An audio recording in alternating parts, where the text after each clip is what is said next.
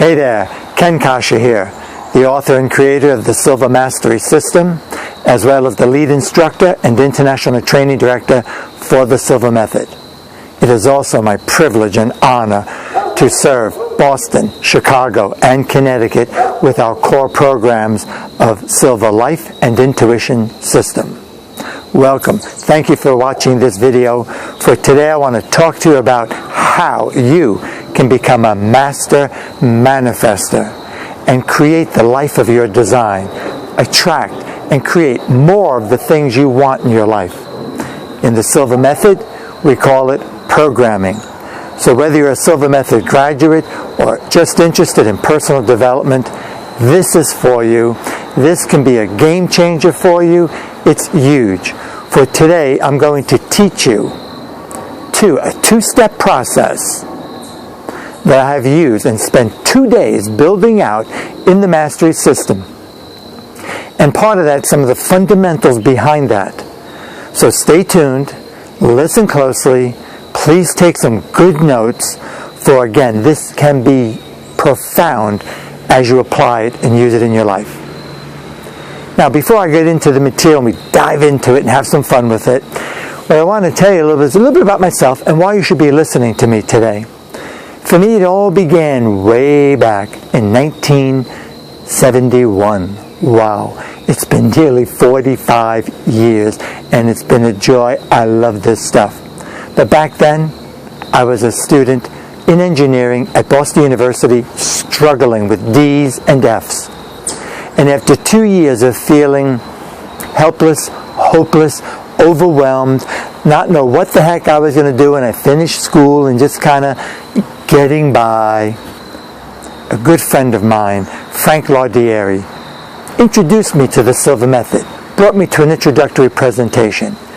And I got to tell you, I come from a very dogmatic Roman Catholic background from Brooklyn, New York, and when he told me about this stuff, I didn't know what to expect. I had never heard of such a thing.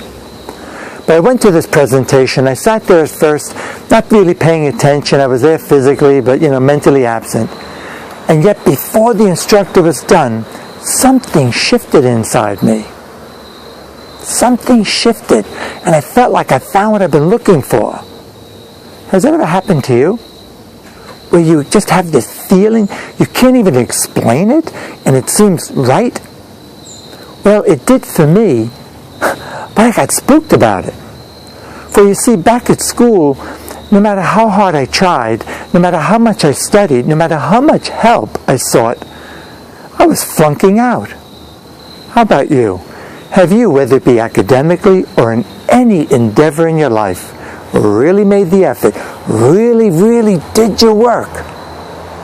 And it got, not only didn't get better, but it got worse? Oh, that was me.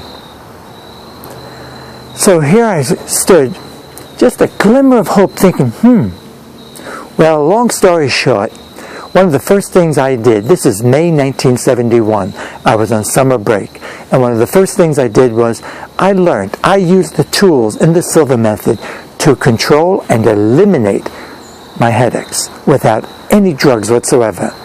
After a little over a year, I stopped getting them.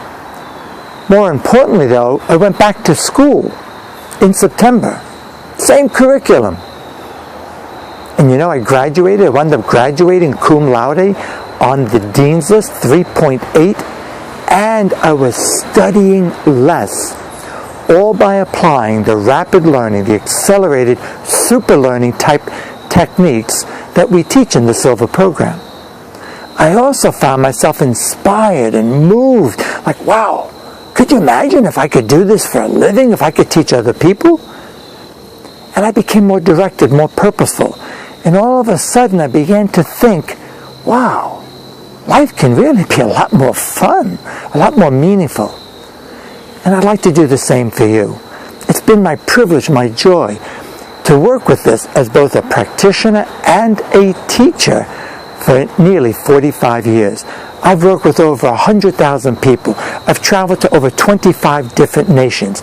I'm the lead instructor. I train the trainers. In fact, Jose Silva, who is the founder and developer of this, dating back to 1944, brought me in when there were only 4 people in the world conducting graduate advanced programs. And I really feel such gratitude in my heart for the man, because he saw in me something I didn't see at the time. And I became part of an elite staff, 4 people in the world traveling, doing graduate advanced programs. Admittedly, when they asked me to do this, I was like, why me? How about you? Have you ever been selected to do something that you had second thoughts about? Well, I did deliver. It was very humbling. But this is what I do. And again, I want to do the same for you. So one of my joys, one of my highs in life is to travel the world working especially with Silva Method graduates. Now, if you're not a Silva Method practitioner or graduate, that's okay. You'll still find what I'm about to teach you you can use. It'll be a game changer. It has universal appeal. However, truth be told, when people go through this core, fundamental, original program, in fact, most thought leaders have gotten their start with this. Do your homework, do the research, but more importantly, this program is about retraining your brain. It's about establishing new skills. So some of the questions I often hear from people, graduates that is of Silva, is, Ken, I love it. It's great. I've made some really awesome changes in my life and improvement. But how come sometimes it's like hitting a wall? Sometimes I get no results. Sometimes the harder I try, the worse it gets. Again, has that ever been you? Others have said, Ken, how come I've slipped back into my old unproductive habits? While others have asked me and confessed, how come, Ken, knowing what I know, getting the results I've gotten, sometimes it slips my mind to even use what I know? These are important questions. For you see, it's one thing to know something. It's one thing to have all the training, attend the seminars, read the books, listen to the CDs. It's another thing entirely to be able to integrate it and implement it. And that's my specialty. That is my joy. And I want to do the same for you. And I spent 2 solid days in what we call the Mastery System. And what I'm about to teach you is a fundamental principle that we build on. So let me dive into this and what we can do to help you with this. So before we go into the 2 steps, it's actually 2 simple steps, a morning and an evening step, that are essential. However, there are 4 considerations. When we talk about being a co-creator, when we talk about mastering manifestation skills, with all the skills you might have, with all the training and coaching, which is essential, frankly, makes it easier. It is a shortcut when you have proper training. However, there are 4 things I want you to consider. Number 1, and that is, it begins with a thought. Thought is the catalyst. It's where we begin. Thoughts lead to feelings, emotions. And those feelings, those emotions, affect our physiology. And that physiology affects our performance. Whether we're in a flow and moving right along, getting results, making steady progress, or hitting a wall, or making silly, ridiculous mistakes. Oh my God, I can't believe I did the same thing. I know better. And that physiology, those behaviors will always affect, you got it, the results. So consider some of your goals. If you're an entrepreneur, in sales, building a business, whoa, the 2-step process truly can have a profound beneficial effect where you'll start to see on a daily basis some results, immediate results, and it will build. We're going to start with baby steps. If you're concerned about your relationships with your children, with a loved one, this could also work and apply. If you're concerned about your healthy well-being, for you see what I'm about to share, these 4 considerations really have universal appeal. So let's go back to number 1. I said it begins with a thought. So, I'm not talking about being positive. Yeah, that's important. It's important to be optimistic and hopeful versus pessimistic, feeling helpless and hopeless, where we give up and prematurely quit, and why bother? When there's hope, we're more likely to take action. When we feel hopeful, or we know that somehow, some way things can be better, we're more likely to take action. Come on, think about it. In your own life, have you not experienced that? So the thought, the way you experience life's uncertainties, the value you place on the challenges, the life events, some of them you can control, some of them you cannot. In psychology, we say that the point of power is the interpretation, the value you place, the way you talk to yourself, the way we talk to ourselves when we experience a setback or when we experience progress, a success. So that thought is the trigger, the spark, the catalyst to feelings, to the emotions. And I'm talking emotions with respect to the brain and what we know. So in the true sense of retraining your brain, by the way, in my early days, I couldn't say that because we didn't have the evidence.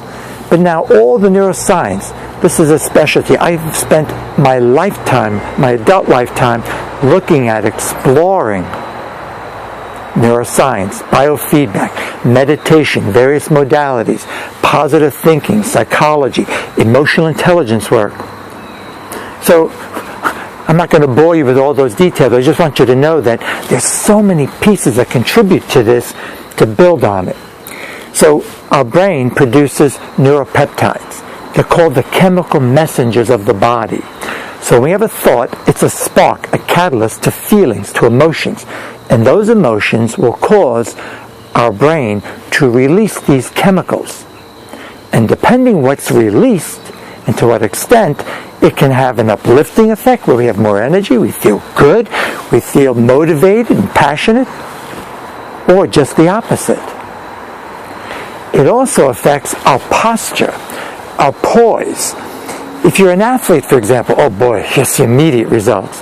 If you're an athlete, I used to run track, and I'd work out. I was running 10 miles a day, 5-6 days a week, to run a quarter mile, to run a half mile. Those are my specialties. It's less than a minute, less than 2 minutes for the half. And all those hours. But I got to tell you, with all that conditioning, top physical shape, if I was thinking negative thoughts, worrying, psyched out by the competition, getting tense, it affects you. You don't even realize it. It's subtle, but it affects your whole physiology and your muscular, your state. And you're not going to perform as well. You're going to choke. Which, I admit, too often that happened because I didn't know better. I didn't have the Silva skills at the time. The same thing with any professional. If you ever made a mistake, you say, I can't believe I know better. This is simple. Have you ever had an error, what they call error of omission? Or even things like accidents, awkwardness. It's because our thoughts trigger our feelings, our emotions, those chemicals, and that affects our physiology. And when our physiology is affected, it will influence our performance. How well we perform. Are we at our best excelling? And will always lead to what? The results. The results. So, just this alone, guys, if you just learn to master your thoughts and be more optimistic, more hopeful, and get the proper training, coaching, inspiration, reading that you do, listening, whatever it is, to cultivate more hopeful, optimistic thoughts, that in turn will affect directly your state, your emotions, your physiology, and you will excel at what you do, and you'll be thrilled with the results. Now, let's build on that. And a little bonus idea. This is a 2-step process that I call Centering for Excellence for Greater Personal Achievements. And forgive me, videos are supposed to be short. I've already gone longer than Many say, however, this is important, so hang in there with me. And I'll cut to the chase. Just know and realize that there's so much to this in building. I spent 2 solid days from 9 in the morning till 7 at night building on this principle and playing with it and exercising it and practicing. So if you're a meditator, if you're a Silva practitioner, what we call entering your level, if you're using various skills, you'll want to incorporate this. The first step is what I want you to do in the morning. The second step is the evening process, probably the most important part of it. So in the morning, step number 1, what I want you to do is quiet yourself. Get up a few minutes early, doesn't take long. Spend anywhere from 5 to 15 minutes. 12 minutes would be perfect. You don't need a long time. Sit back wherever you can, or stay in bed. Be comfortable, free of distraction before you do anything. Allow a few slow, deep belly breaths, or whatever tool you have to center yourself, like we teach you in the Silva program. Then I want you to feel some genuine appreciation for anyone or anything in your life that you're happy about. You're happy in your life. You've had some success. You've made progress. Then organize your day. And what are your goals for the day? I'm not talking your life, or the week, or the month, the day. So do you have meetings, clients you'll be seeing, phone calls you're making, things you're studying, books you're reading, interactions, important conversations, negotiations, whatever it is? Take a few moments then to visualize, imagine positive outcomes. What is the ideal you, the way you want to be? And mentally rehearse it as if you're there. What will you see? How do you feel as a result? What are you thinking? What is the behavior? What are people saying to you? Like a movie director, create a movie in your mind. Then, whatever else you're doing in your meditation, get back into your day. However, step number 2, most important. What I want you to do then, if you fall asleep easily, you'll want to, like me, you'll want to sit up in the bed or sit in a chair. Otherwise, no sweat. You're in bed, ready to go to sleep. And what I want you to do is avoid the biggest mistake people make. They go, I should have done this, I should have done that, and they feel terrible about what they didn't do. And they focus on what didn't happen. Inadvertently, you're giving energy to what you don't want. And there's a saying, you've heard it perhaps, you create, I create, we create our own reality by virtue of how we think and feel. So whatever you give attention to, you'll give energy to. And whatever you give energy to will grow and multiply. Yet, you don't want to ignore the setback, and you don't want to lie. Lying doesn't work, delusion doesn't work. You've got to be honest and accountable. So as you review your day, just 5 minutes, depending how busy you are during the day, you want to first acknowledge progress, success, closing of the deal, an increase in sales, a smiling face, nice harmony, interaction with that relationship, whatever it is, feel good about it. Thank you, God. Thank you, universe. Thank you, mom. Thank whoever. Very important. Then acknowledge if you made a mistake, if there was a setback, if you messed up, acknowledge it. And take responsibility. How? Just simply go over it and tell yourself, man, honestly, I screwed up, or I made a mistake, maybe it's a small mistake. This is not the way I want to be. I give myself permission not to be perfect. I've noticed this is really trending a lot in social media. I want to tell you, since 1983, I've been working with this principle, and it's one of the most important aspects, because people too often beat themselves up emotionally, and they shame themselves. And when you shame yourself, that will weaken self-esteem. And self-esteem represents how we feel, how you feel about yourself. And if you feel guilty, if you feel bad, then you're not going to feel like you deserve success, and it's a vicious cycle. Quick crash course in psychology. So you got to give yourself permission. Tell yourself, I give myself permission not to be perfect. I made a mistake. I'll do better next time. That's what I mean by forgive yourself. Then, as if you're a movie director, turn the clock back. Go back in your timeline to the actual event. The time, the morning, the afternoon, whenever it was. And imagine, make believe you're there. And this time, cancel it out. That's not the way I want to be. And be a movie director. Say, cut. And make believe you're acting more appropriately, behaving more appropriately, and of course, succeeding. And let those be your final thoughts before you go to sleep. So let's review briefly. First thing, thought, remember, is the catalyst, the spark to feelings, to emotions. And those emotions affect our physiology, our state. You've heard people talk about the state. And will affect your performance, whether you're flowing and moving and at your best, or whether you're tense. And that will always affect the outcome, the result you want. So understand that principle. And then the two things I want you to do in the morning, quiet yourself, relax, and whatever floats your boat that you use as a tool, organize your day by feeling some appreciation first, and then imagining, visualizing positive outcomes for the day based on what you know you'll be doing during the day, as specific as you can.